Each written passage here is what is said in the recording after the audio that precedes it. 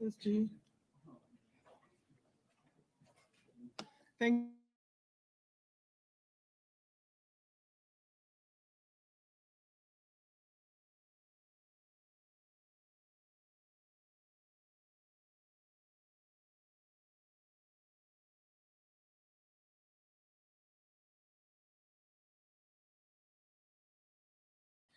the Secretary General will speak to some of the major decisions taken by the National Executive Committee.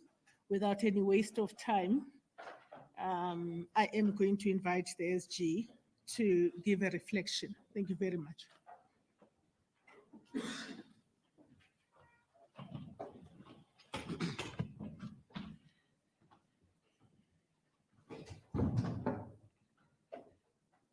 Thank you very much, Comrade Matlengi. Ladies and gentlemen of the media, the ANC convened its National Executive Committee ordinary meeting from the 1st to the 4th of August 2025, meeting under the guiding banner of the 70th anniversary of the Freedom Charter. This historic gathering took place in a period of profound reflection and decisive action as we continue to implement the resolutions of the 55th National Conference to advance the commitments of our 2024 manifesto and sharpen our movement's posture in delivering the January 8th tasks. The National Executive Committee met during Women's Month, marking the 69th anniversary of the heroic 1956 Women's March and the 30th anniversary of the National Day, signifying the advances we have made in women emancipation and transformation. The ANC reaffirms its unflinching commitment. This month focus on leadership and economic participation under this year's theme, building resilient economies for all. This moment is not only a commemoration of historic victories, but a clarion call to confront persisting gender inequalities, including the scourge of gender-based violence and femicide. The National Executive Committee reflected on several, including the emerging dynamics of the government of national unity, public opinion trends, the national dialogue preparations, the critical challenge of unemployment, the high cost of living, infrastructure challenges and international trade tensions, particularly the unilateral punitive tariffs imposed by the United States.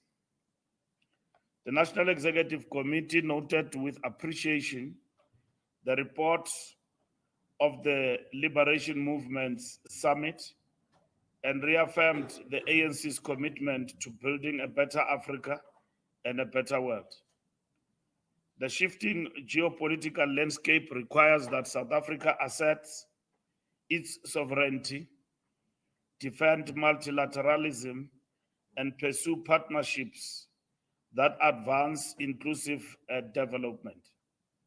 The ANC rejects with contempt attempts by domestic reactionaries and foreign forces to destabilize our nation through misinformation and economic cohesion.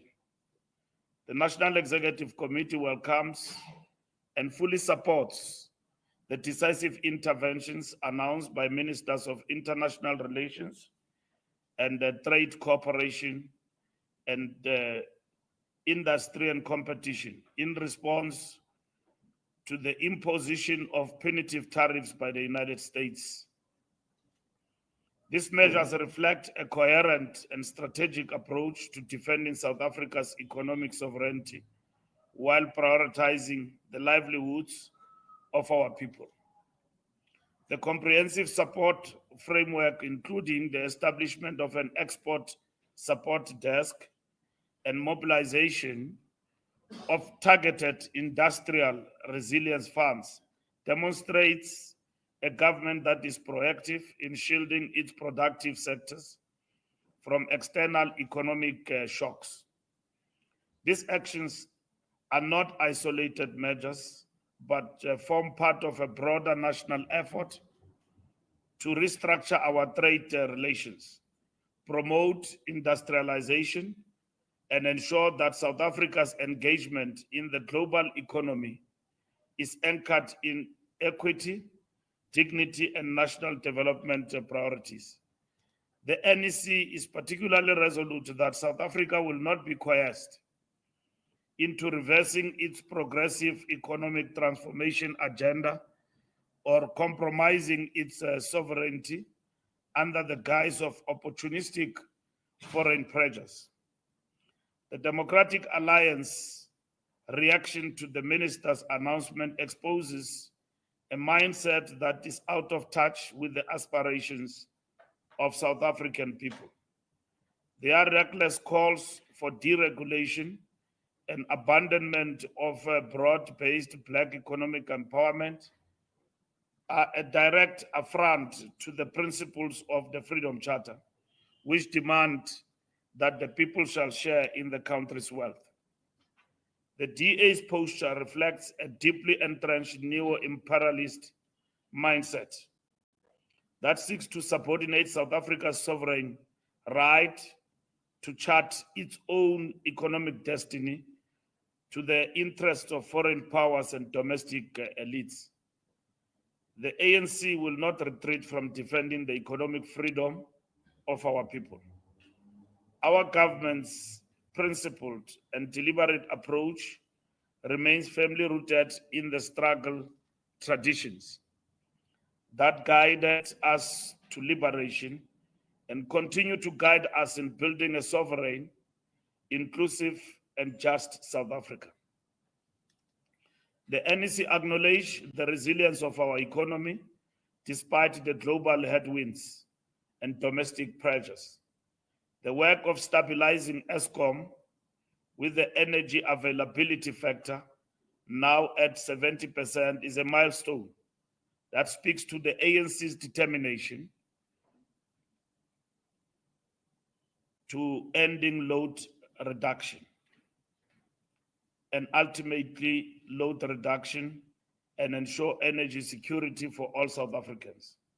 We are seeing tangible results of the Energy Action Plan, which must now be replicated in other strategic sectors such as water, logistics, and public infrastructure. Preparations for the national dialogue are proceeding in earnest. The National Convention will sit on the backdrop of the 70th anniversary of the Freedom Charter, which was the precursor of dialogue and in line with our traditions, even during the transition to democracy in the early 90s dialogues. And in line with our traditions, even August 2025, setting the agenda for a nationwide conversation on the future of South Africa. This dialogue will not displace constitutional processes, but will build a new social compact to address poverty, inequality, and unemployment. It will be a citizen-led, inclusive, displace constitutional processes, but will build a new social compact to address poverty, inequality, and unemployment. It will be a citizen-led, inclusive, and transformative, giving the people of South Africa an opportunity to set a new direction for our future. The ANC welcome the convening of the national dialogue. The NEC welcomed a comprehensive performance of the GNU since its establishment and immediately after the 2024 elections. The National Executive Committee identified progress in the GNU's work over the past 12 months. Within Parliament, the ANC has adapted to the complexity of operating in a political landscape where it no longer holds a majority. The NEC reminds our structures that the GNU is not a permanent structure, but a tactical necessity to safeguard South Africa's progressive agenda amidst a fractured electoral mandate. The GNU is an instrument for nation building, governance, inclusive development, and championing the ANC's transformation agenda. It was crafted to ensure stability in government, advance service delivery to our people, and drive transformation with the ANC's strategic leadership at its core. The NEC resolved to reset the GNU and mandated the officials to engage with current GNU partners to broaden participation, strengthen the functioning of the GNU, and give full effect to the statement of intent. Our movement will not be short-sighted nor allow opportunistic forces to manipulate this platform for narrow partisan ends. The ANC remains clear that the GNU is a bridge towards the national democratic society we seek to build, and is not an end in itself. The NEC noted that ANC membership stands at 1,147,9,257.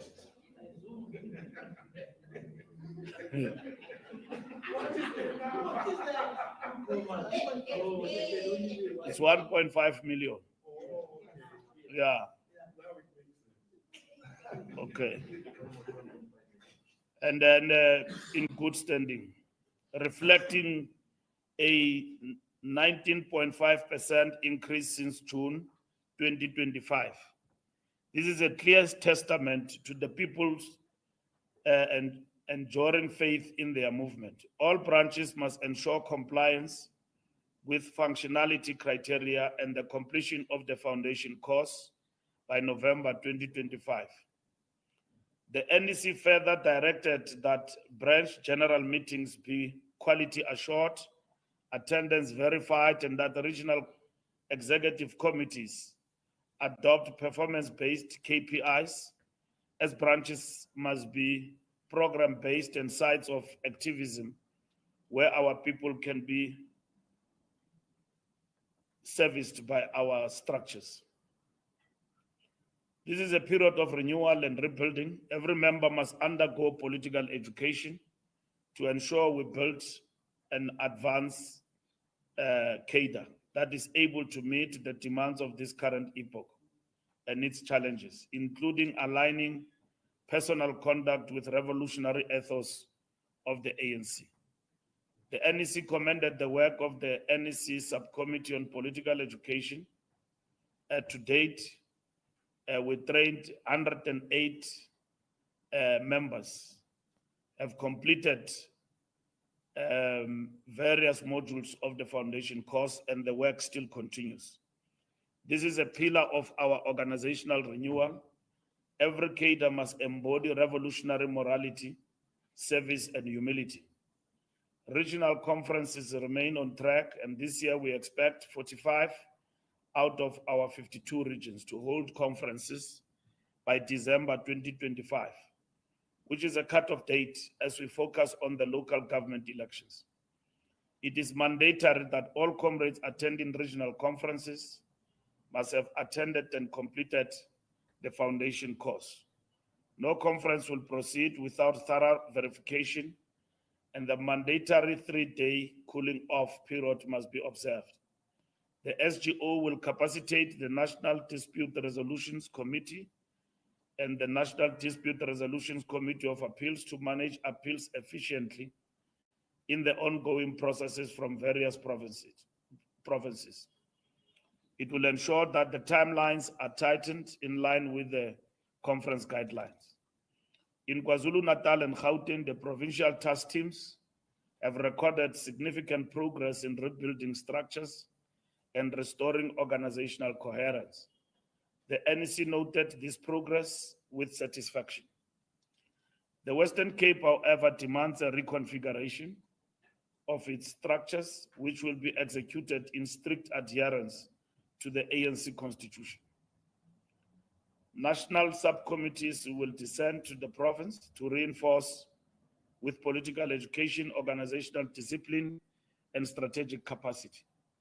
The National Working Committee was mandated to process this decision of reconfiguring the Western Cape province.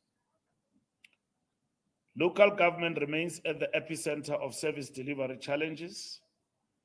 The National Executive Committee have resolved that will convene an NEC meeting over a period of 2 days to focus on the work of local government and the interventions that should be made by the ANC in bringing services to the people. The National General Council will take place from the 8th to the 12th of December, and it will be attended by 1,600 delegates. We finalized the theme of the General Council. We also finalized the strategic framework for the National General Council, which will be held in December this year at Nazareth Expo Center. On the SACP, the NEC engaged in a frank and principled discussion on the decision of the South African Communist Party to contest local government elections independently of the ANC. As a revolutionary movement, we recognize the SACP's right as an independent organization to chart its own electoral path. However, as a movement that has shared trenches with the SACP in the struggle for freedom, we have communicated our profound disagreement with this decision. It is our considered view that this move carries far-reaching implications for the strategy and program of the National Democratic Revolution. The National Executive Committee recalled many moments in history in which the SACP's vanguard role was very critical in the struggle. Successive generations of party leaders have always affirmed that the route to socialism will traverse and be approached through the National Democratic Revolution led by the National Liberation Movement. Our shared victories against apartheid, our collective resistance to neoliberal exploitation, and our vision of a just society cannot be surrendered to fleeting tactical divergences. The ANC will act with maturity and fortitude, engaging our allies with humility, but also with clarity. Unity is the weapon of the oppressed, and the disunity is a luxury we cannot afford. However, we might have reached a stage where we are unable to persuade the South African Communist Party from its decision of not contesting the elections.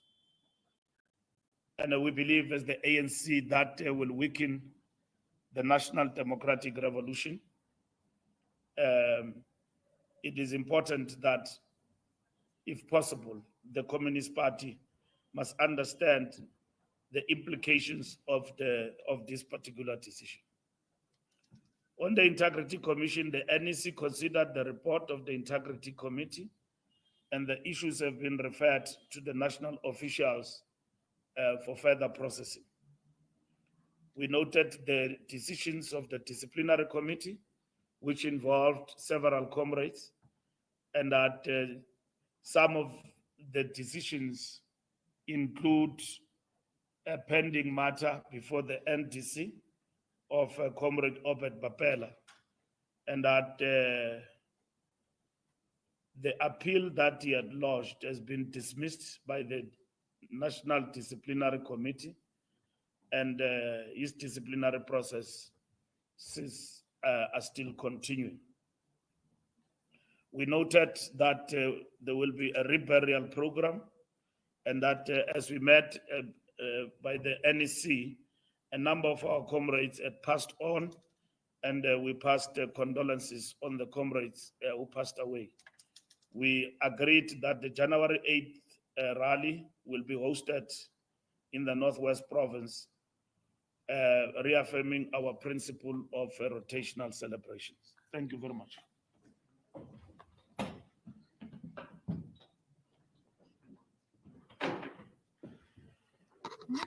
Thank you, SG.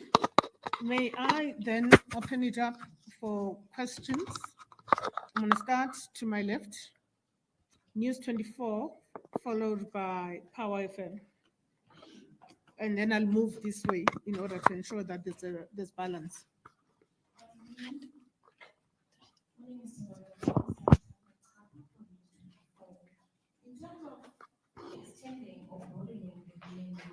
Can you clarity on what exactly this looks like? Will we see the ANC take from its own portfolios of positions in the GNU, or are other parties going to be affected to accommodate new parties in the pact? And then how do you plan to navigate what the implications of this in terms of your relationship with the Democratic Alliance? You've just said some very strong things right now. How are you going to navigate that? With regards to local government interventions, did the NEC consider calls coming from the Eastern Cape for an early conference there? Thank you. Power.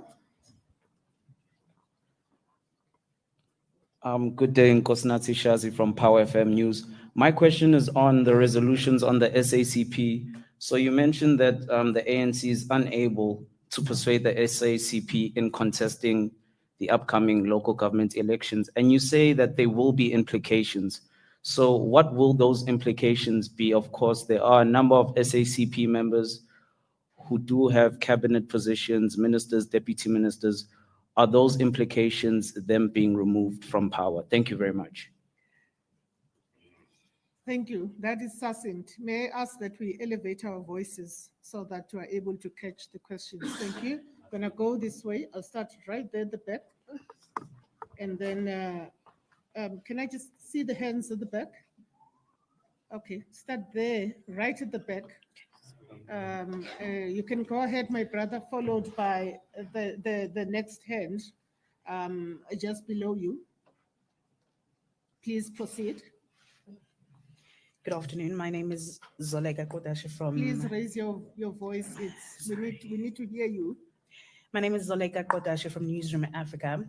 I have a couple of questions. One of them, I'm just going to piggyback on the question from my colleague from News 24 regarding what it means when the ANC says that it's going to be looking at other political parties. What is the relationship at the moment with the ANC and the MK party and the EFF as well, and whether these parties will also be engaged, and whether this also means that the ANC is severing ties with the DA in the Government of National Unity.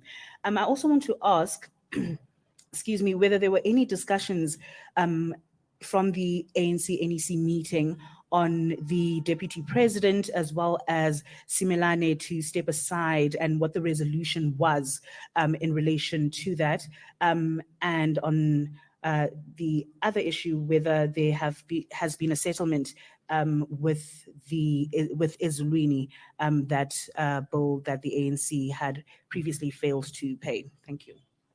May I proceed? The next person. Sanbona, my name is Tembi Lekele with Bloomberg News. On the statement of intent as it currently stands, what is the prerequisite for expanding the GNU? So is it consultation with the current members? Do you vote on it? How does that expansion take place? And are there any plans to revisit the statement of intent now that it's been a year to maybe formalize some of the processes? Thank you very much. Thank you very much. Can I see, my apologies for not recognizing media colleagues who are at the back. It's a bit dark. If I don't name you by your media houses. I'm going to come down to SABC.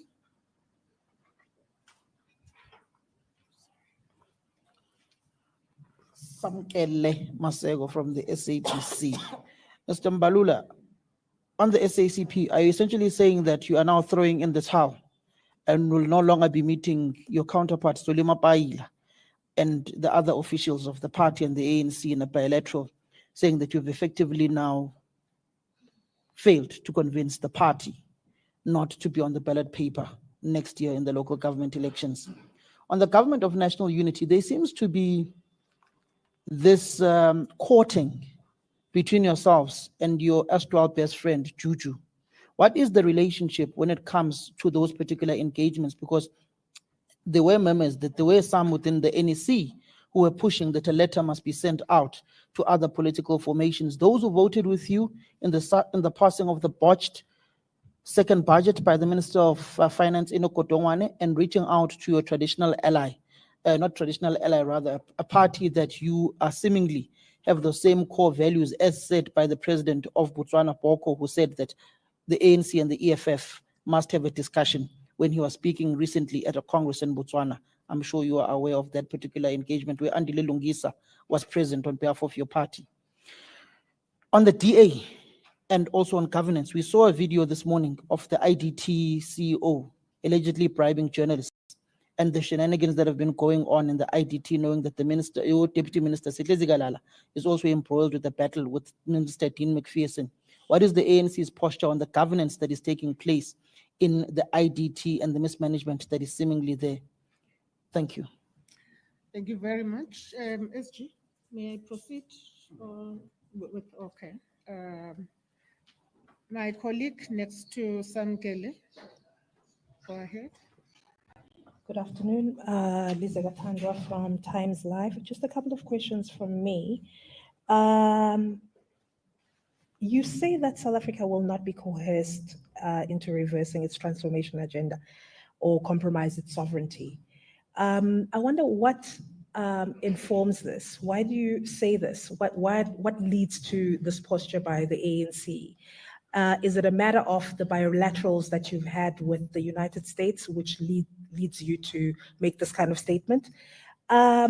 You also spoke, and I think the president as well spoke of your commitment to the GNU. You now say that it's a tactical necessity and it's not a permanent structure. I wonder, Nobala, what has your research told you about your standing in the GNU? The DA has had its research where it's informed it that, in fact, its constituency as well as the electorate are quite happy with the DA being in the GNU. But what has your research told you? You speak of the national dialogue. I want to perhaps ask, because there's been a lot of talk about the NDP government failing to implement the NDP. You're running out of time as government. Well, government is running out of time. Vision 2030 is just around the corner. The national dialogue, will it be an extension of that? And can you just clarify how the national dialogue takes forward the national development plan? And my last question is on what you say, sorry about that. My last question is on what you say when you say the SACP must consider the implications. Are you now referring, because a lot of people have been talking about the ANC possibly invoking Rule 25.17.4 of its constitution. Is this something that you will be considering as the ANC? Thank you so much. Thank you very much. I'll keep going. I still have a number of hands. I want to come this side. We're doing a zebra. No, not SABC, because they've already just engaged. Yeah. Thank you, Hawelo Magolero from UFM. Regarding the misinformation campaign that has resulted in this fallout with the USA, we know MKP has lodged criminal charges against AfriForum. Does the ANC believe it has done enough in terms of rebutting these lies? And if yes, what is it that you have done? And then still on international relations, the right wingers in this country believe that the ANC has brought this unto itself through years of, fraternizing with the likes of China, Russia, Iran, and antagonizing the USA in the process. Obviously, you do not share that sentiment, but now that we have this issue of tariffs, is there a plan to approach those countries for markets, those that you regard as friendly nations? You are Russia, you are China. Is South Africa able to now start sending products there? Can they be an alternative to the USA? And lastly, there's been a consistent allegations by anti-war groupings that a German company, Rheinmetall, based in South Africa, which has a partnership, I think, with the NEC, that it is supplying weapons to Ukraine in violation of South African law. Is it something that the ANC has been aware of, and what could be the implications if found to be true? Thank you. Thank you very much.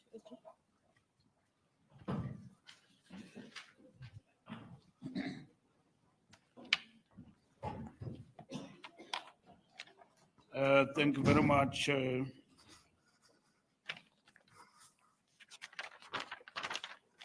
News 24. I thought you were going to ask about the venue. Because of the NEC, it seemed to be a point of interest to News 24. So you must pay attention that the ANC and its structures throughout the country, we hold meetings most of the time in council offices. So the fact that we changed the venue from this direction to that direction had nothing to do with money. It was security considerations on our part. So, and the security considerations are not communicated to the public. But we realize that this venue matter has been blown out of proportion and distorted. There in Alberton, I'm sure more than once you have been invited there, where the ANC, among others, its president, addressed what is called a barometer launch of the councillors. Caucus meetings by parliamentarians have been held in that council. So it's not for the first time that we utilize council office. Here in Johannesburg, we have met in the council chambers many times as the NEC. So I just want to bring that to your attention so that you are aware that we do hold meetings in council chambers in different provinces and all of that, because those are facilities for holding meetings. And if you are required to pay, we pay. And which is what has happened even now with regard to Eguruleni. On the early conference, we did not consider early conference for the province of the Eastern Cape. In our meeting, we agreed that all conferences must be concluded, regional conferences, by December this year.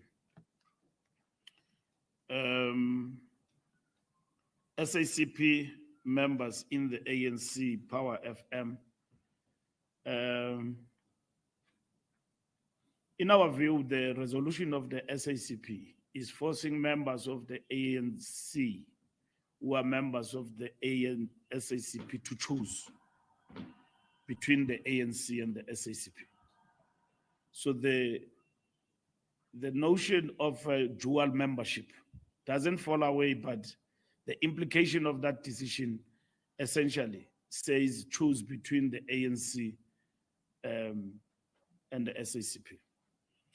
We discussed the perspective, the correctness of the alliance with the Communist Party, and that the ANC is a party that leads the National Democratic Revolution.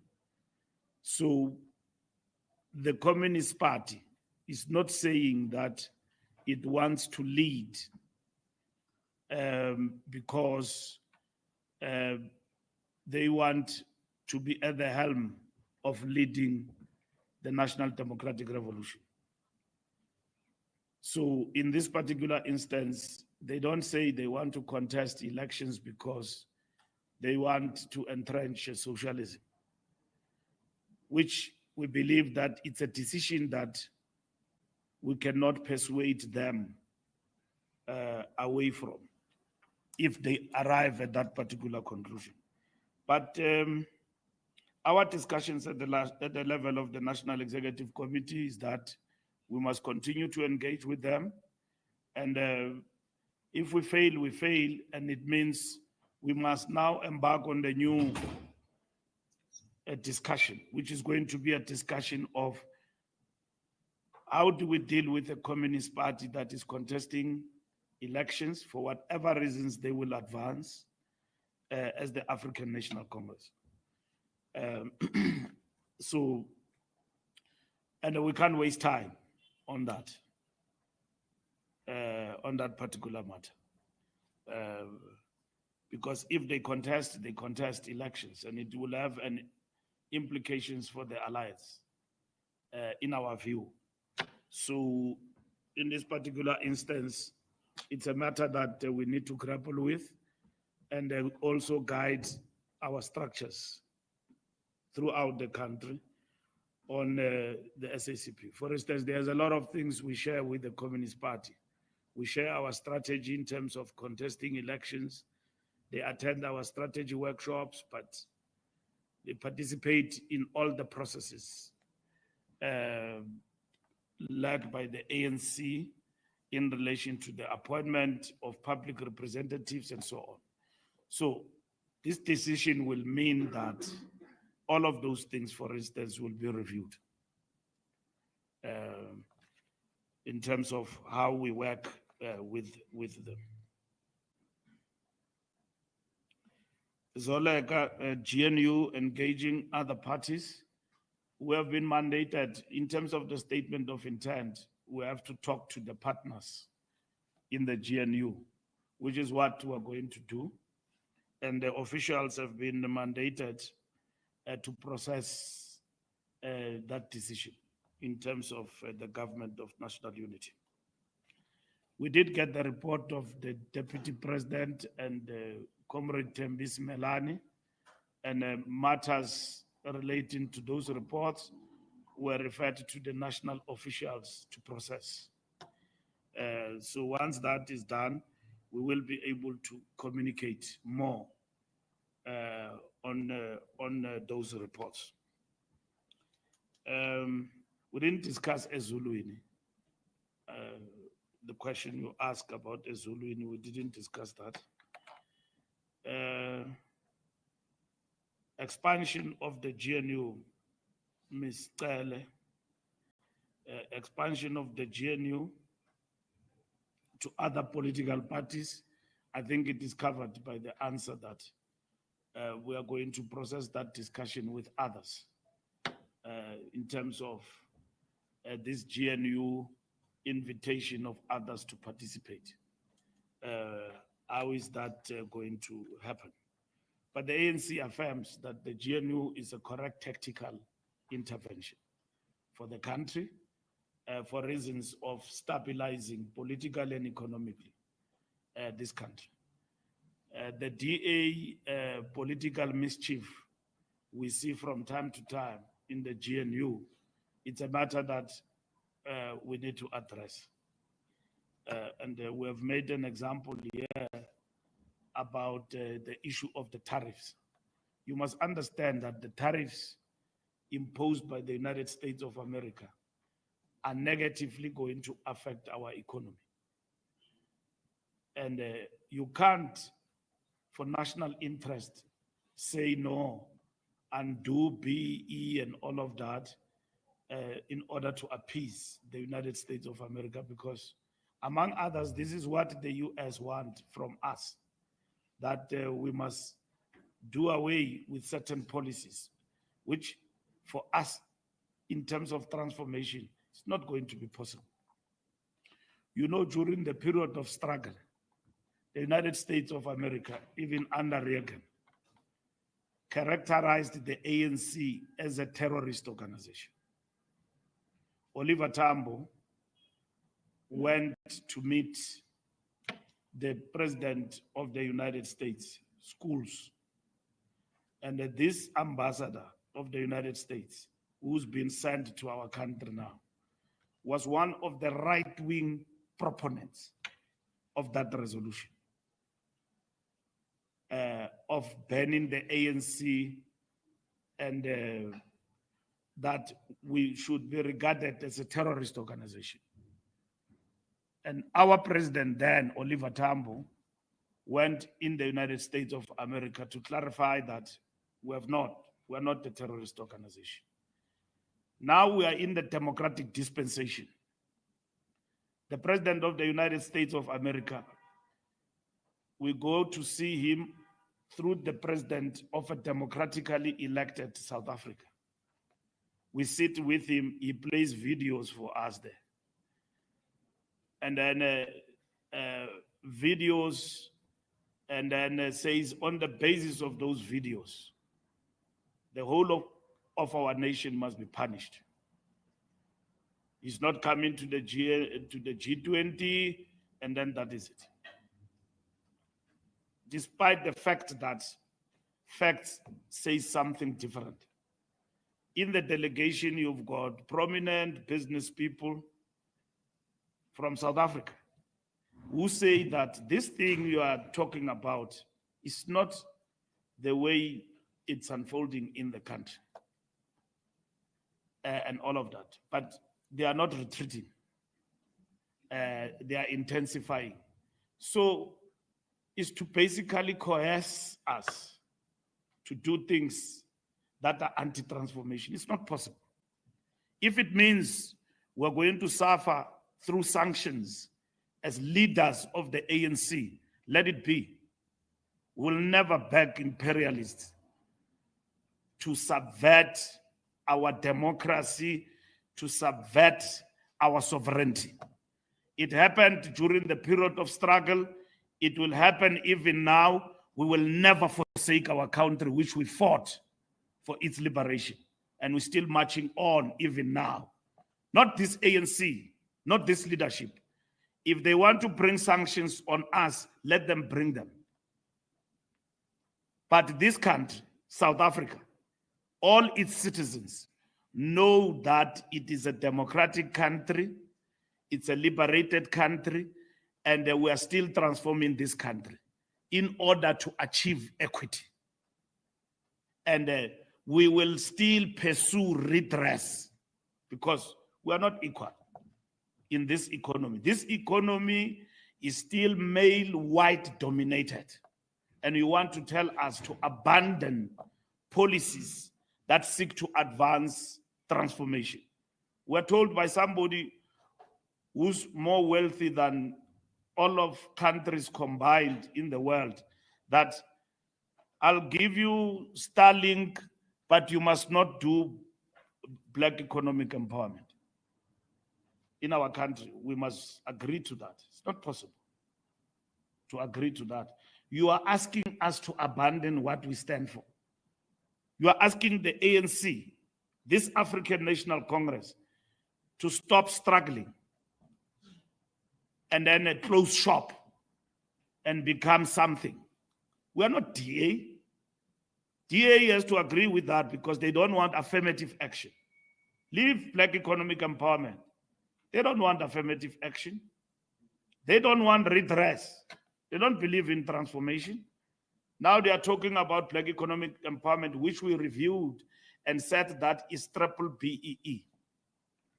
And then we broadened it to be broad-based and all of that. And then their anti-transformation is a party of anti-transformation. So if you ask us all of these things that the Trump administration is asking us to do, they are asking us to abandon the very essence of who we are, which is not going to be possible. If we are punished for advancing and defending South Africa, that should be the case. We have gone to them. We have asked them, this fringe, right-wing fringe in our country, that goes to America and lie about our country. We have said to them that go and settle there if you want to. Just like in Cuba, Fidel Castro opened Cuba, and then Cubans who want to leave must go. They went and settled in Miami. And then thereafter, they punished Cuba with sanctions. Here in South Africa, Donald Trump called for whites here, gave them special status in America. 49 car guards arrived in America. Car guards arrived in America. He is saying that we are a racist country, we are everything else. He gave them special status to leave. They didn't leave. And then when they arrived there, it's chaps who are looking after cars here. Because this country, they are the most well looked after people by this economy. They are okay. KTK, they are fine in this economy. And then they did not go to the United States of America. In less than a week being there, they started killing each other there. A man killing his girlfriend there. This is what they do here. Killing each other over something. They are in the courts. Killing our people, saying they look like monkeys. Killing blacks here in our country.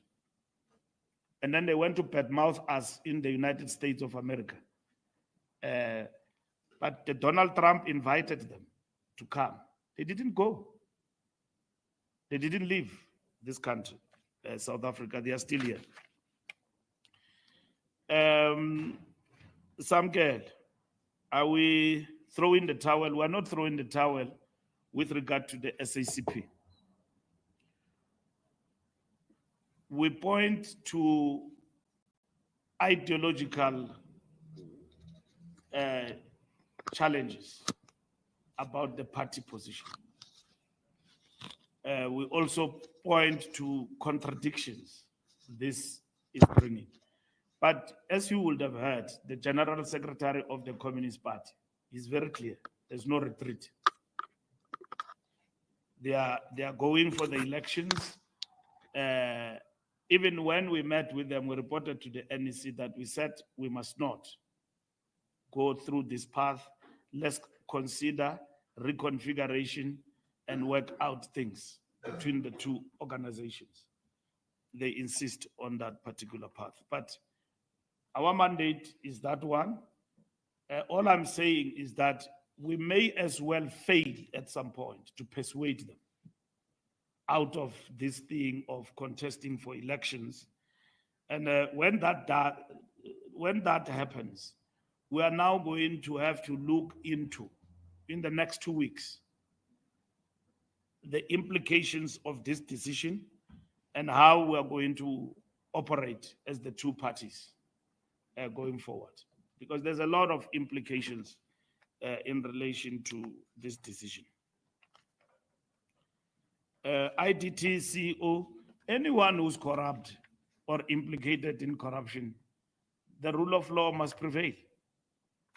So the rule of law must prevail. So that goes even for the IDT CEO. If he's implicated in bribing people, all those implicated in corruption, the law and the law must deal with them. It doesn't matter who they are. That's what is important. We must not philosophize about this. Lizeka, I've addressed the issue of coercion and the United States of America. We do consider research, Afrobarometer, SRF, Ipsos, our own research, we consider them in our meeting, what they say about us, what they say about GNU. Most South Africans are very positive about the GNU. All right? That's what the polls are saying.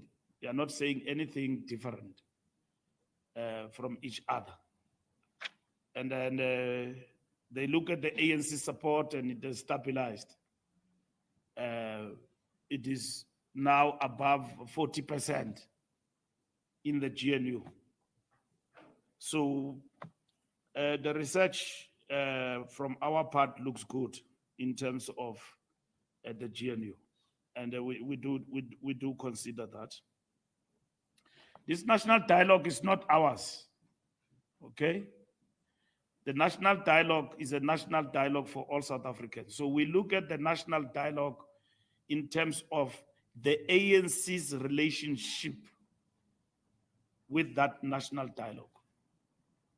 We see it as an important platform, which we ourselves, we will participate with the rest of South Africans who will be taking part in that national dialogue. It's not an ANC thing. Should the national dialogue look at the implementation of the NDP, that is what it will do.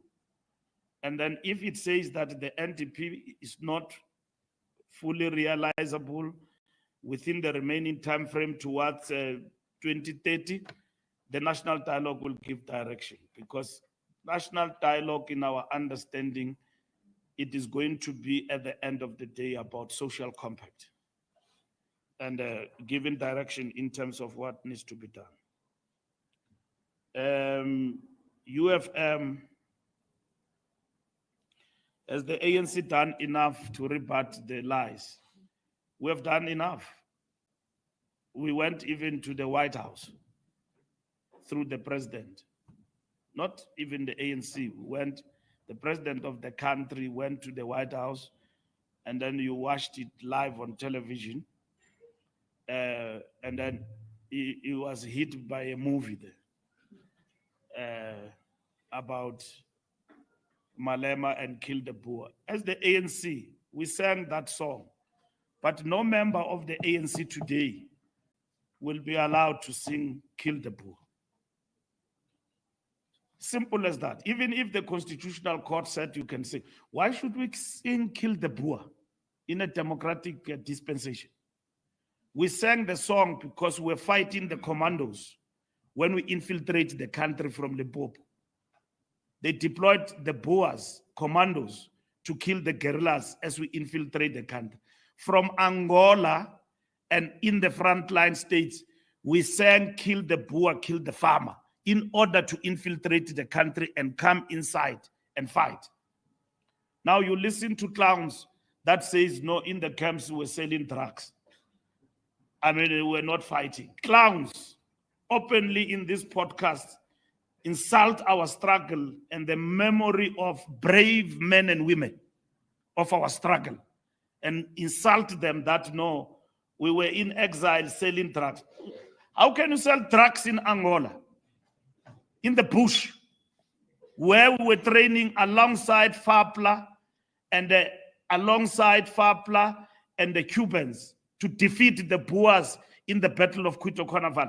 We've got graves and soldiers who never came back home and died. We rebury them every day. A clown says people went into exile, they were selling drugs. You know? But for that clown, we're going to take it to task. And then the other clown says we got money from Iran. We didn't get money from Iran. Another clown again says, no, ANC got money from Iran, and he keep repeating this lie. We didn't get any money from Iran. The United States imposed sanctions on Iran. We are not trading with Iran, even if they've got oil. But a clown says, no, we got money. Even the CIA, I'm sure they can tell you, they regard themselves as the best intelligence outfit, can tell you that it's not true that the ANC got money from Iran. We didn't get any money from Iran. And then they say to us that we're selling weapons to Ukraine, not to Ukraine, to Russia. Russia has got the best weaponry. in their fight there in Ukraine. We fight and advance a non-partisan approach in terms of Ukraine and Russia. Our president traveled 10 hours on a train to meet the president of Ukraine and advance to Moscow to meet President Vladimir Putin. And then somebody then from the United States, with a bow tie, made a statement, bravely so, that no, we supply arms. And then we establish a commission of inquiry. A commission of inquiry comes out. The DA says, no, that commission is questionable because it was checked in secret by the judge and all of that. The DA, these people, where do they draw the line in terms of partisan interest and national interest? They hate this country. They go to America, go and tell Donald Trump what he wants to hear and all of that, and come back to this country again. Hate our economy. When our people are unemployed, we no longer trade with the biggest market like the United States and all of that. They will be coming back and blaming us. They said to the United States, we must be hit with sanctions as politicians of the ANC, like Zimbabwe. What did we do? We are not a dictatorship. We have just formed a government of national unity. We underperformed in an election in less than 14 days. We formed a government of national unity, not persuaded by anyone in the world, independently. In this country. They now want to accuse us of dictatorship, that the ANC this, ANC that, and all of that. They advocate for sanctions against our country, disguised as tariffs to hit us. And then these people, they agree with them. Where is national interest, and where do we draw? And where do we draw the line? So we have worked very hard to rebut the lies of the United States of America. South Africa as a country must continue to pursue trade relations even into new markets. It's very important to do that as a country, as a sovereign state. We are not a branch of the United States. We are a country, full country, state, president, and everything else. So we have to be dealing with these matters with that clear understanding. Now, there are people in our country that go to the US, badmouth the country and all of that. And then they come back to our country and settle with us here. So when all these things are coming our way, in the manner in which they are, they want to shift the blame and blame it on the government of the ANC. We have not gone to the United States or undermined democratic processes in this country. We govern with the full respect of understanding that our governing is dependent on the vote of the people. Like the Freedom Charter says, no government shall claim authority unless it is based on the will of the people. That is the preamble of the Freedom Charter. And even ourselves here, we govern at the behest of the people of this country. Those are our bosses, and we respect their will. And that is it. We have never held this country at ransom and all of that. We govern even now for national interest, for stability of our country, for ensuring that this country flourishes in terms of the economy and all of that. And then we brought everybody, we said, come, let's govern together in the GNU. The DA wanted a marriage between us and them. We said, no, bring everybody. Even now, we are ready to bring more into this government. Those who want to leave can leave. But this country must not collapse, and it's not going to collapse at the hands of the ANC. It's going to succeed going forward. Thank you very much.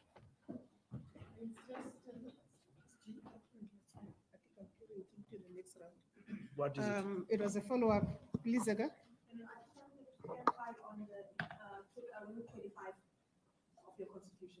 Okay, no, it's fine, SG. We can take that as part of the second round. This is the second and final round, colleagues. I won't go back to those that have had a chance. Eyewitness News, Kasi, Sunday World.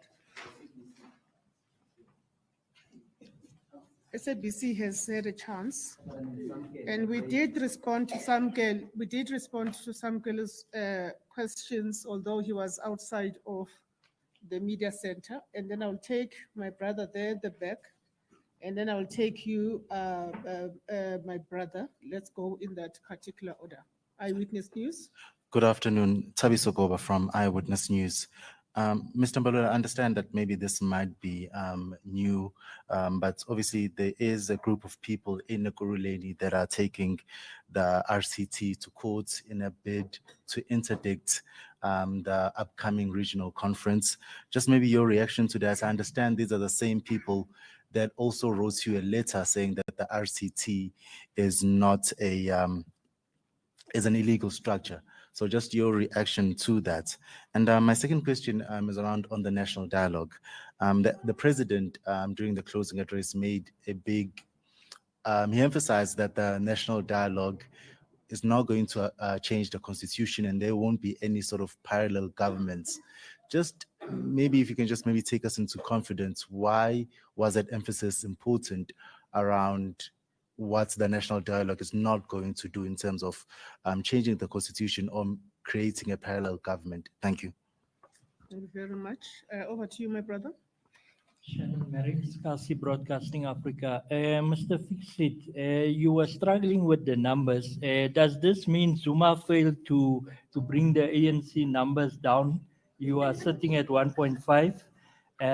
Two, the Gauteng Premier has fired HODs in Gauteng for corruption or allegedly corruption and so on. How do you respond to that? Three, your hot committees or your hot, the first one, The second one is about Gauteng HODs. okay, that the firing of HODs. Yes, Okay, and the reallocation. yes, and the Let's complete the thread. yes. right. And the last one is on your ward councillors.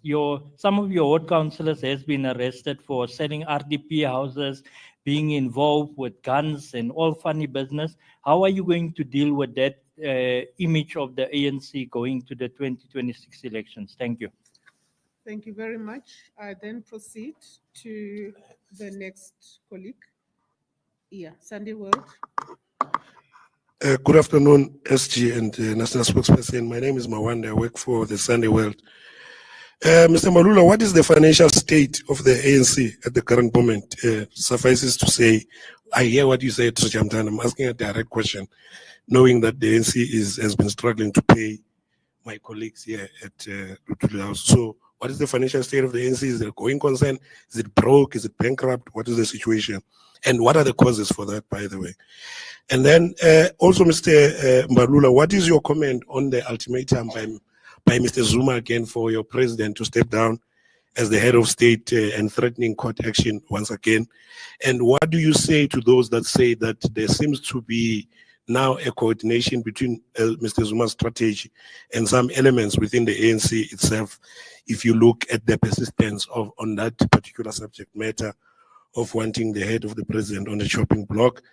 On the membership numbers, 1.5 million, you say, are you at liberty to give us the breakdown by province? I mean, it would be interesting, given what MK has done to ANC in KwaZulu-Natal, to hear how provinces are looking like. And also, Mr. Mbalula, finally, on the SACP, I don't want to leave here having misunderstood you. You seem to sound, what is exactly the decision, by the way? And you seem to say they don't want state power. So what exactly is it that they want? And also, you sound like someone who says their decision to contest is coming. It's done. It was taken at a special Congress?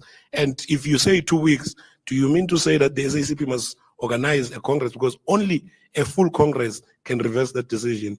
Mr. Mbalula and them, the Central Committee, cannot do that. What is the ANC exactly hoping for, knowing that in the next 3 months, the SACP can't reverse that decision? Thank you very much. Thank you. Next, right at the back, and then going down. Yes, no, yourself. Yes, yourself, my brother. Mahlengi, please allow me to say Happy Women's Day in advance to you, Thank the you. ladies in the room, Please and the introduce woman. yourself. Ntunzi is my name. I was going to. Ntunzi is my name, and the woman in the country at large. Thank SG, MMC of Road and Transport in COJ resign based on the alleged allegations that are known before us. So what's the take of the ANC by the decision that it was taken by the MMC of Road and Transport, Kenny Kunen? Oh, the second one I'm covered. One of my colleagues did ask that question. Thank you. All right, thank you very much. And thank you for wishing the women of South Africa a happy Women's Month.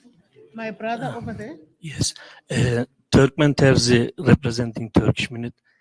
Turkmen Terzi, Turkmen Please represent. just say it again. My name is Turkmen Terzi, representing Turkish Minute newspaper.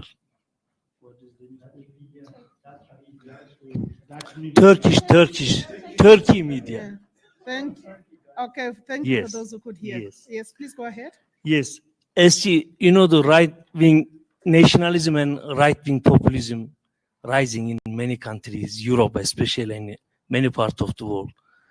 And you define yourself in the years back in ANC conference, policy conference, that ANC is a leftist party. So now you're expanding the GNU, your coalition, you are in a coalition now. So do you see that trend, right-wing populism, nationalism in this country? Thank you. All right, thank you very much. I am. Yes, please go ahead. Okay, thank you very much. My name is Thokozani Buthelezi from Alex Reporter. You see, Please just repeat. Yeah. Your media house. Alex Reporter. I'm Thokozani Buthelezi from Alex Reporter. All right, you thank see, you. yeah, I can see that the conflicts within the ANC, both on the GNU as well as maybe with the alliances such as the SACP as well as the COSATU. So ANC, does it not scare that maybe also the COSATU, it will go the same way to represent itself? As we can see that some of the countries, they are being governed by the likes of the Labour Party, especially internationally, you see. So, and then again, there were rumors saying that the top dogs, especially economically, the likes of your Petrus Motsepe are campaigning to actually to take over the presidency of the ANC. So is ANC aware of those things? Thank you.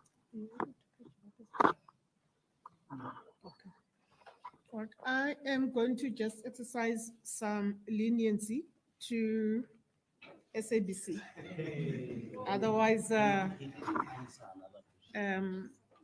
otherwise the national dialogue may not continue. Ntebu? Indeed. Well, good afternoon. My name is Ntebu Mkoba. I'm with the SAPC. I have a couple of questions, but I will just ask one for the sake of time.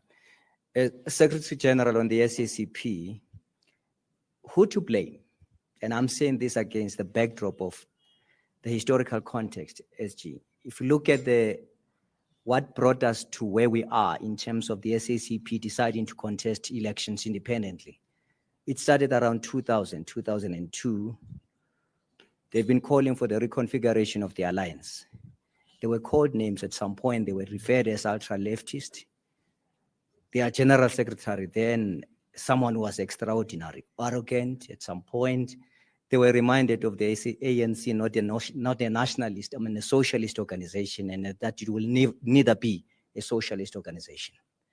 For almost 25 years, they've been calling for the reconfiguration of the alliance. That didn't happen. But a few months after elections, the SACP, I mean, the ANC, at some point said and come up with a statement of intent. And that statement of intent ultimately gave the DA, a political party that called the ANC a corrupt organization, that wanted its leader not to, its president not to lead this country. You gave them 6 ministerial positions out of that. So the SACP is a bit worried that if you can engage these people, why can't you engage us? And we spend 25 years without reconfiguring the alliance. So the question is, if they were to contest election, who to blame? Don't you think maybe the ANC should take the responsibility or should take the blame that in almost 25 years, you failed to reconfigure the alliance? But we can listen to people who call you corrupt every day, people who said the GNU has got the legitimacy because they are part of the GNU, the DA. Thank you. Thank you very much. If you could just reiterate the question that you say was not answered, Lizega. Oh, no, it's, yes. Okay. And Kgaugelo? I know I'm not, it's a follow-up. SG, you It's are. a follow-up. No, because he didn't respond to it. He Okay, responded you to can the just- old you- allegations you by can- the ambassador that South Africa was supplying weapons to Russia. Mhm. But the question was on recent allegations that Rheinmetall operating in South Africa, which is a German company, but with a partnership with the NEL, is supplying weapons to Ukraine. I'm asking whether the ANC has been following those and what would be the implications if found to be true. All right. And then we close it on that note. Over to you, SG.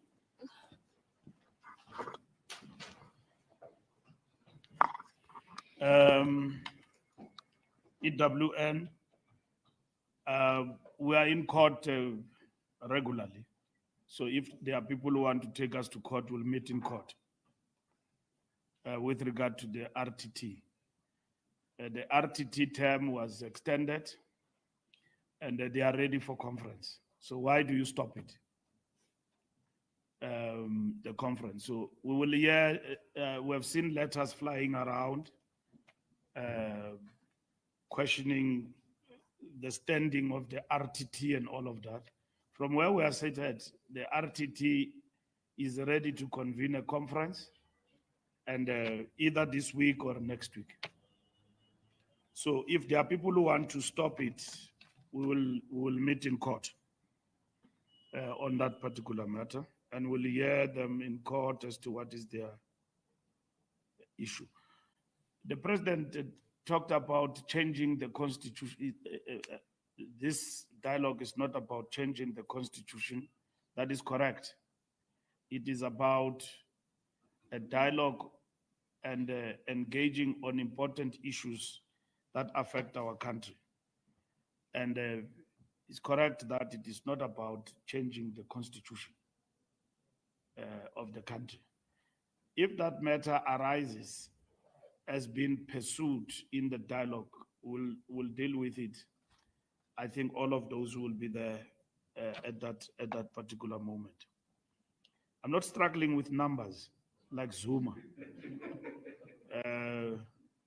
Our membership, when we released the annual report, you would have seen the breakdown was standing at 600,000. Now, our membership is standing at 1.5 million. Unfortunately, I can't give you the breakdown per province now, but we can avail those details to you. And somebody was saying that we have dropped membership to 600,000 when we released the annual report, and that signifies numbers dwindling for the African National Congress. So that was totally incorrect. Reallocation of HODs, I think that is the prerogative of the Premier. we don't micromanage governance. If the premier decides that there are HODs in need to change, it's in his purview. And that is his right as the premier to do that. And if he wants to brief the ANC in Gauteng, which I assume he would have done that, but the ANC, we don't micromanage how government operates and is run. Our deployees there are supposed to do what is right to ensure good governance, accountability, and effective running of government. So if the Premier Panyaza is doing that, we think he's doing it for the good of governance in the province. What councillors who are arrested, they must face the consequences. Those who are arrested doing wrong things. Wrongdoing is not condoned here in the African National Congress. So if you do wrong, you must face the music. Sunday World, you ask about the financial state of the ANC. We are a party that is not rich, but we are not broke. We run a huge machinery. If you look at other political parties here and look at their offices, it's like a constituency office. And you are here at Luthuli House. How many floors here? It's huge machinery and staff, which we maintain. So we are not rich, and we rely on goodwill, people who support our party, supporting our ideas to remain in power. If you support the ANC financially, it means you believe in the ANC. So we fundraise from time to time, and we thank everybody who believe in the ANC and support our organization financially to meet its obligations. Jacob Zuma give us ultimatums every day. He's a man of ultimatums. It's clear that he formed that party to fight Cyril Ramaphosa. So that's what it does. So they failed the other day dismally at the Constitutional Court. And they were left there crying because they are delinquents even when it comes to the law. They don't look at things properly. They went there to the Constitutional Court to moan and think that that is a platform for political theatrics. Those judges dismissed them, sent them packing, same day. It was not postponed, next. It was dealt with same day. The bonu tale kubile kunzima. Iloya ya madoda nalichini. Kumnyama ebusweni benkawu kuyakubi. Baqoqotiswa pha zijaji. Sibabuza imibuzo bengakwazi uphendula. Nizothina. Busy kule country siyalungisa. We're busy here. We established judicial commission. We're intervening in situations. They are just intercepting, you know, and they tried their revolution here. And then they tried some shutdown. Those things people did not, nobody in South Africa is entertaining anarchy. People want to see action. Mkwanazi made allegations, judicial commission established, dealing with the matters in order to give capacity to our police force to do the work that it's supposed to do as prescribed in the constitution of the country. So there's no time to waste time here. People going to courts, wasting time of judges and all of that. So the judges deal with them decisively.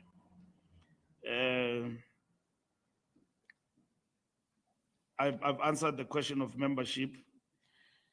The SACP decision, we are clear that the SACP wants to contest elections, as the ANC were opposed to that. All I'm saying is that we may not succeed to persuade them to get out of that resolution. And therefore, what we have decided is that if all it fails, we must now, as the ANC, sit down and decide what are we going to do, of which that's what we're going to do. But we have agreed with the SACP to meet. Now, you can see from the General Secretary that is determined to implement that resolution that they have taken. That resolution have got far-reaching implications for the alliance and the Communist Party in itself.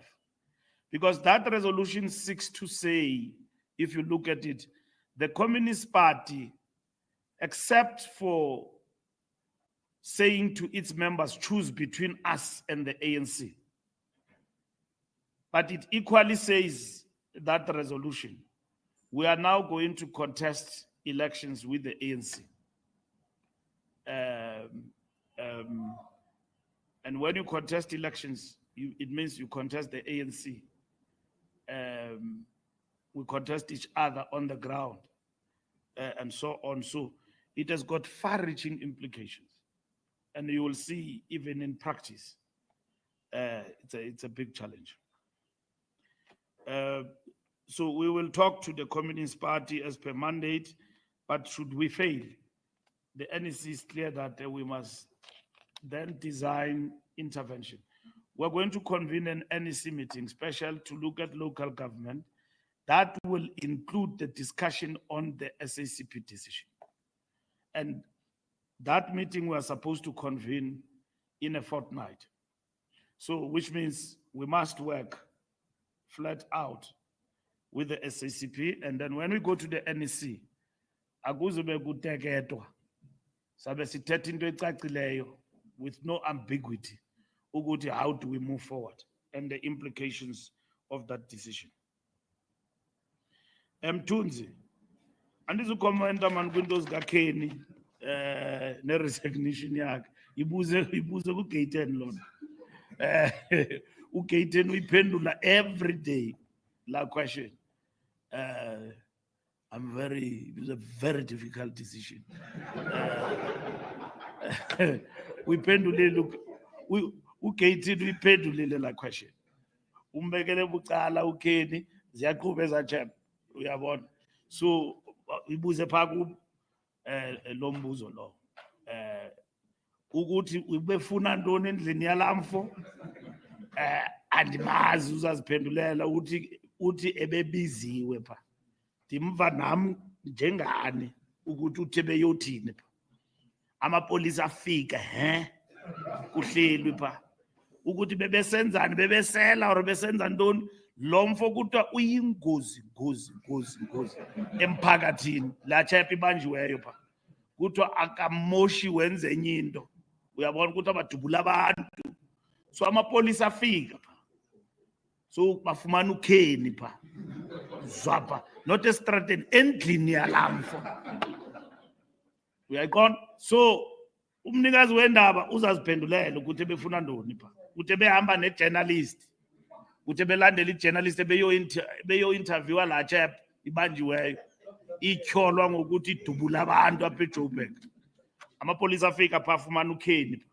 So ndizayiphendula ndithini mhlekazi? Umicimbi kaKhenny no uzaziphendulela uGayton uyayiphendula la nto and all of that. And then yes, of course there is right-wing nationalism even here in South Africa. By certain political parties and all of that, who some of them are in government, but they are opponents and we are opposed to each other. We deal with each other in that context. Buthelezi, lento ye top dogs uthetha ngazo andizazi uMtsipe ukuthi is it top dog. uMtsipe akakayiphenduli lento yakhe kuthethwa ngegama lakhe akakayiphenduli lo. But here is the position. into the succession kwa ANC, we have taken a decision, they must stop. If you want to stand, it's fine, but stop this thing of abbreviations BM 2027. Those things must stop. We must focus on the work of building the ANC and fighting to come back in power. 2027 will have plenty of time. People for them to canvass what they want to be.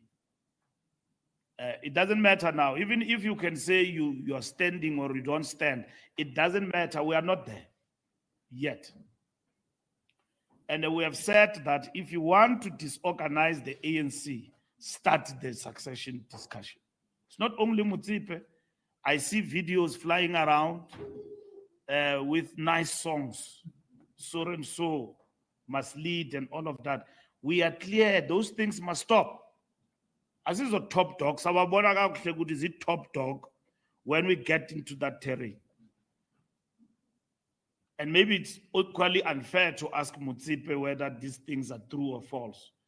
If there are ANC people who promote, we are saying to them, stop that. Even myself, people say no, FM 2027, Mbalula for president. So I ask them a question.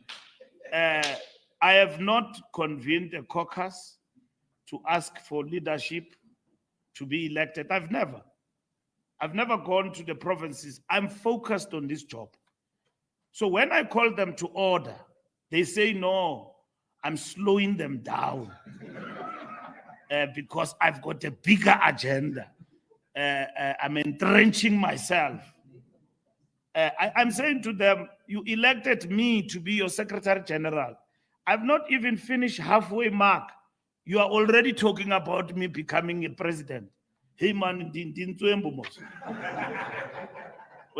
I've not been evaluated by any structure. NGC, we have not even reached NGC. We have not presented the report. We have lost elections. Yeah, 40%. And then you say, no, now,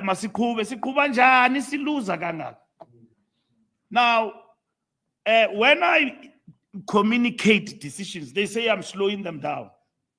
And we say to our structures, appreciate the moment we are in. The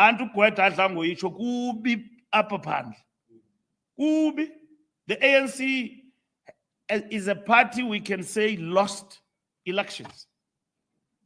And then we are busy about each other and our egos, polishing them, that we must stand. Stand where? When we have to win the trust of the people to support us. So we're very clear, Teles, everybody must stop about 2027 succession debate. We will discuss that at the right time.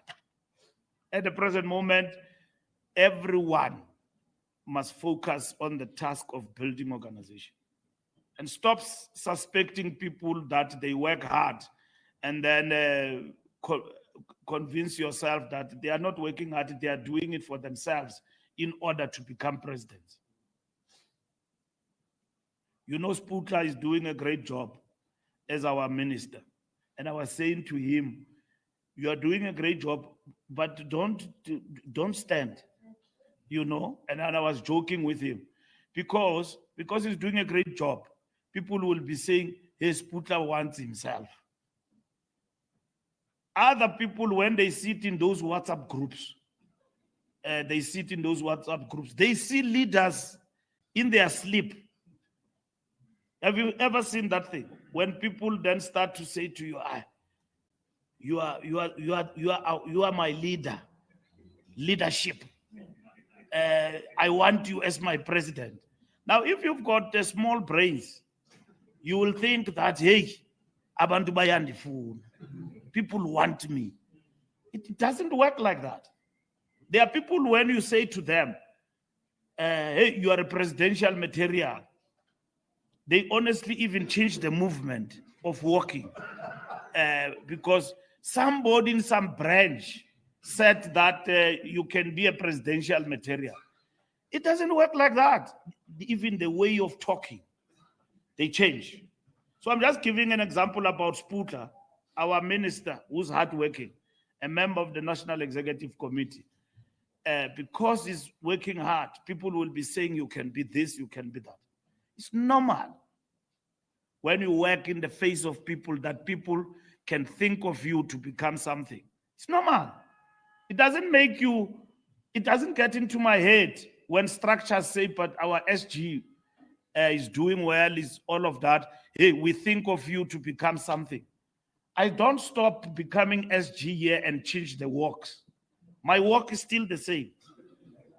As you would have left me at Nazareth when I was elected, my work is still the same. It doesn't get to my head that I must leave this job now and start to think of myself as something else. Because some people think of you in this way. You know, you've got to wait. Mandela says to us, stop suffering from uncontrollable desire for power. Because that thing is going to kill you faster. Uncontrollable desire. You want to contest everything and you never win anything. So if people at some point come to you, persuade you, whatever, that time and moment will come at the right time. SAPC, a very long philosophical question by Ntebu about 25 years. The Communist Party is not saying to us, Ntebu, that we are contesting because you are failing to reconfigure. Even that reconfiguration, which we agreed we must discuss, and so on, it's not clearly defined. That if reconfiguration is about co-governing, and because of that we disagree over that, because we have understood from the onset that there is no issue with regard to who leads the NDR. It's the ANC, the National Democratic Revolution. We are not fighting over that. There's no issue about who leads the struggle for socialism. It's the Communist Party. If the Communist Party says we are contesting elections because we're contesting for socialism, there's nothing the ANC can do about that because it's who they are. But they have not said that. They say they are contesting for state power. That's what I've heard. State power means now something different altogether. It means something different altogether. So that's the clarity that we seek in this particular instance. So they have not said, the SACP, we are contesting elections because we want contest for socialism, which is within their right. And we think that this socialism we want, we're not going to realize it if we are in alliance with the ANC as a liberation movement. And that this thing of the NDR, let them go on their own. Because what they are doing, they are then creating a vacuum of left communists in the African National Congress, as it is. So they are creating that vacuum, they leave it to who? Because they are now creating a crisis for the left inside the African National Congress. And then they are then saying, communists in the ANC choose between the ANC and the Communist Party, and then they leave. So then who's going to occupy that space? And if they believe that the ANC is so weak today, such that they must then ascend to a pedestal of contesting for power, working with others, I don't know with who, not the ANC, because there's no left here in this country. It's in paper. People call themselves left. They are not left, these people. Do you call Zuma left? Zuma is not left. A man who leaves the country and go and endorse a right-wing government that oppresses people. Morocco, you call that left? That's not left. For the rest of our lives, when we joined this thing, we joined it because we were fighting, among others, colonialism. There are people of Western Sahara colonized by Morocco and oppressed. Zuma, coming from the liberation movement, Zuma, goes there and say, no, everything is fine, gentlemen. What happened to this man was a president, deputy president, deputy secretary general of the ANC that says we are anti this. He goes, form a Nomgogwana there in a corner, disorganize this ANC, take some numbers, fight for it to be out of power. In no time, he's knocking in Morocco, endorsing them in a press conference. He doesn't even read a statement. He's got a special advisor who reads on his behalf. But Kuba, bati bayazabalaza. Uban lamfo, ebefundela uZuma pa. Makasela, he's also from here. The ANC, he reads there and even defend that thing on Twitter. Dabona kuti ababantu bathengisa kudala. These people have been selling out while sitting here in the ANC.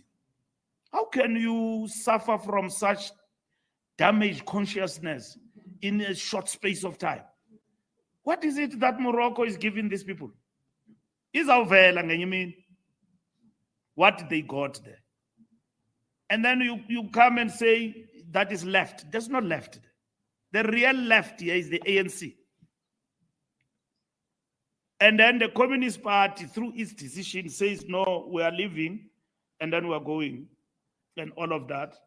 And then we are going to contest state power. There's no state power. Look at the elections in Seshego. Communist Party contested there. Leave the numbers they got. Why will communists isolate themselves and then from the liberation movement abandon the ship, leave the ANC and go and contest? You should be contesting here, inside, and fight to win your ideas here in the ANC and maintain it. The party has never been chasing numbers. And it might as well not get the numbers they want. When they come back on the other side, they look at this ANC, and then we have left this ANC with whoever that we have left it with. When you come from the other side, Communist Party has never chased numbers, and that is why we are not shocked when they get 70 in a ward, because these are the people who have always been here teaching us the most advanced layer of leadership in the ANC is communists. That is why at some point it was not pronounced. In the 40s, the Youth League, Bomandela, were chasing communists up until Kotani brought sense into his head. Wamkhabulis. Uguti, hey, this thing you are doing is wrong. And then he only then learned that Ntate Kotani is a communist. He was in the ANC, General Secretary of the African National Congress, advanced. They were not pronounced. To join the Communist Party was in secrecy. You will only learn later that this man is a communist. But Thabo Mbeki, they were communists. The last conference of the Communist Party in Cuba was chaired by Thabo Mbeki. So when the communists decide to leave the ANC, it's a sad moment for our revolution, the African National Congress, and our revolution here in South Africa. It's sad that such a thing can happen. Lastly, UFM, I don't know what you want about these weapons of Ukraine. We don't know what you are saying. If it is there, it's the state that must deal with that matter, meaning our state. That Dinel is working with some Germans and then they are supplying arms to Ukraine. We don't know that. But like you have exposed it, you media people have got information that we don't have. But like you are raising it now, yeah, as the ANC, will condemn that if there is such. But from where I'm seated at Lutuli House, I don't have that information. We don't have that information. That information, if it is there, it will be with the state president and all his intelligence people and state security. From our side, we don't have it. As the ANC, if there's anything of that sort, we are very clear. We'll condemn it, and it will be a big blunder in terms of our international role to do such things in our country. It will be a big blunder. Thank you very much.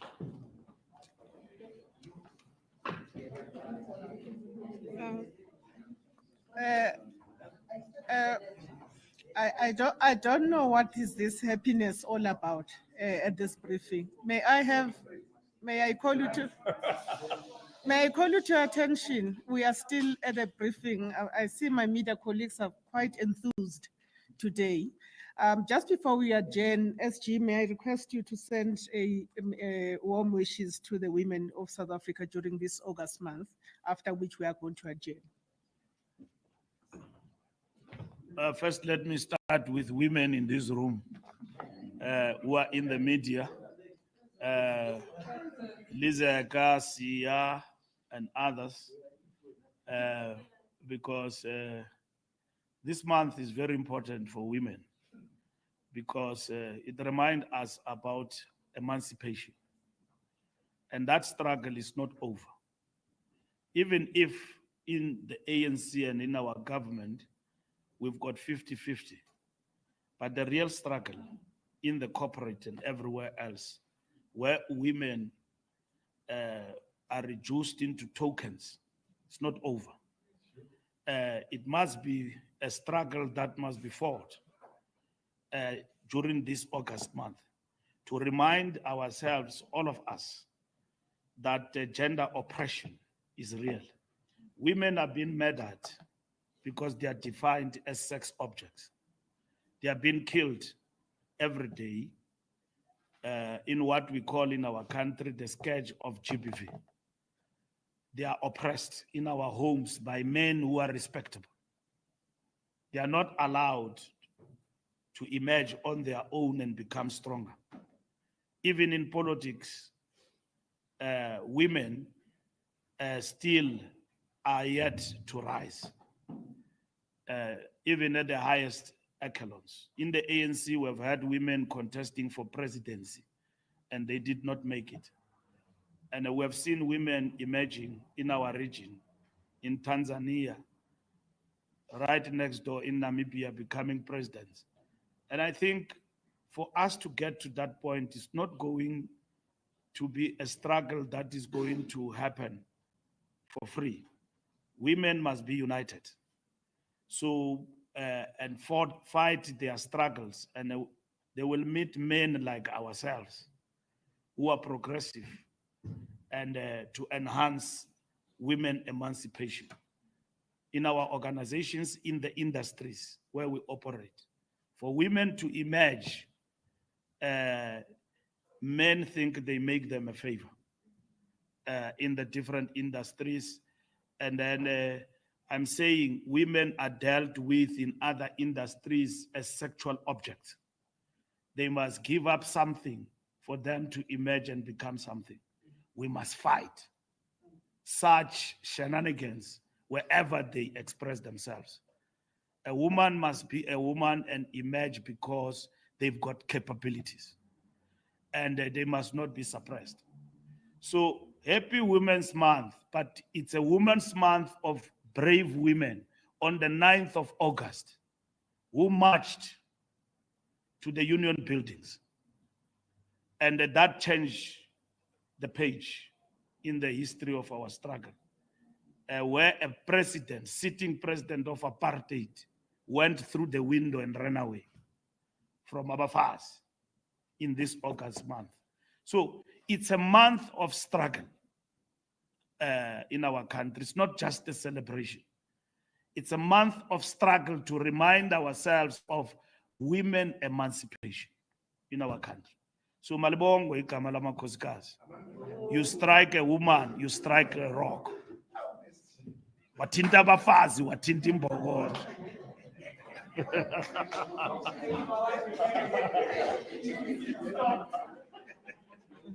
Thank you very much. Can I have order there? We have a number of questions, including from Financial Mail, Business Day. May I just indicate to those colleagues who are not here, but have sent a number of questions on WhatsApp, that we will respond to them individually. Time does not allow us to take a third round of questions. We thank members of the media for your continued interest in the work of the African National Congress, and we also urge for contextual and accurate reportage. Thank you very much. We are adjourned. Thank you.